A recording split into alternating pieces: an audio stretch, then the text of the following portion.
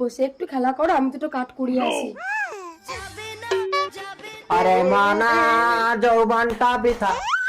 ও মা গো, কোন পোড়ামুখী এখানে ছেলে রেখে গেল? হ্যাঁ দাঁড়া, ছেলেটাকে লুকিয়ে ওকে একটু ভয় দেখে মজা দেখাই। আমাদের একটা ছেলে হয় না, আর এদের মাসে মাসে হচ্ছে তো। হ্যাঁ তুই এখানে একটু খেলা কর, আমি এক্ষুনি আসছি রে। रुको जरा।